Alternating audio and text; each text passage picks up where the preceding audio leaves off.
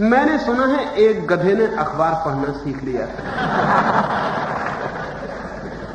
मुझे भी हैरानी हुई कि गधे ने अखबार पढ़ना कैसे सीख लिया, लेकिन फिर मुझे पता चला कि गधे और कुछ कर भी तो नहीं सकते हैं सिवाय अखबार पढ़ने के। गधा अखबार पढ़ने लगा तो गधा ज्ञानी हो गया। बहुत से गधे अखबार पढ़ के ही ज्ञानी हो जाते हैं। जब वो अखबार पढ़ने लगा तो वो भाषण देना भी सीख गया, क्योंकि अखबार जो पढ़ लेता है वो भाषण भी दे सकता है। भाषण में और कुछ तो करना नहीं पड़ता, अखबार जो आपके दिमाग में डाल दें उसे मुंह से निकाल देना पड़ता है।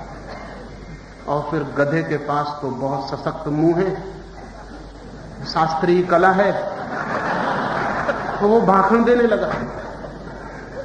और जब वो भाषण देना सीख गया तो उसने सोचा कि अब छोटे मोटे गांव में क्या रहना, दिल्ली की तरफ चलना चाहिए। क्योंकि गधों को जैसे ही बोलना आ जाए, अखबार पढ़ना आ जाए, वो एकदम दिल्ली की तरफ जाना शुरू हो जाते हैं। वो गधा एकदम दिल्ली पहुंचा। गधों को दिल्ली पहुंचने से रोकना भी बहुत मुश्किल है,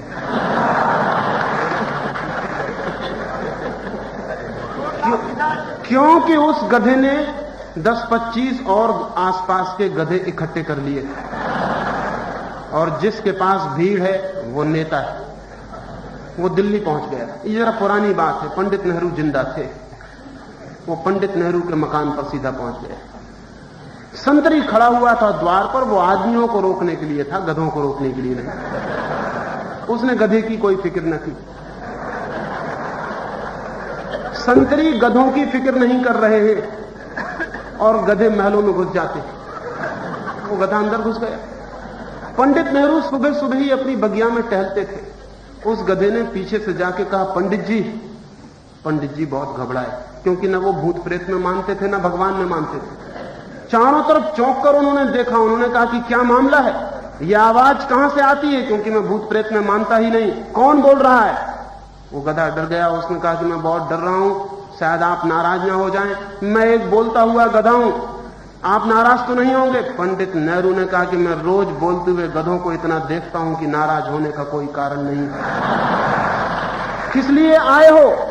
उस गधे ने कहा कि मैं बहुत डरता था कि आप मुझसे मिलेंगे या नहीं मिलेंगे। आपकी बड़ी कृपा, आप मुझे मिलने का वक्त दे सकते हैं। मैं एक गधा हूं, मिलने का वक्त मिल सकता है। पंडित नेहरू ने कहा, यहां गधों के अतिरिक्त मिलने के लिए आता ही कौन। अच्छे आए, क्या प्रयोजन।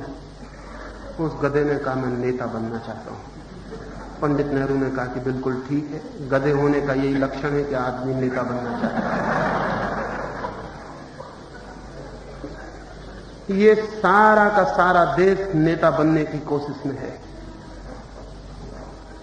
इस देश को नेताओं की जरूरत नहीं है। इस देश को अनुयायियों की भीड़ की भी जरूरत नहीं है। इस देश को अब उन लोगों की जरूरत है जो विचार करते हैं। इस देश को अब उन लोगों की जरूरत है जो विचार के बीज फेंकते हैं। इस देश को उन लोगों की जरूरत है जिस देश के सोए हुए विचार को जगाएं। इस देश को एक विचार की क्रांति की जरूरत है। इस मुल्क को राजनीति की नहीं, एक आत्मिक क्रांति की जरूरत है। मेरी उत्सुकता राजनीति में नहीं, न मेरी उत्सुकता नेताओं में है।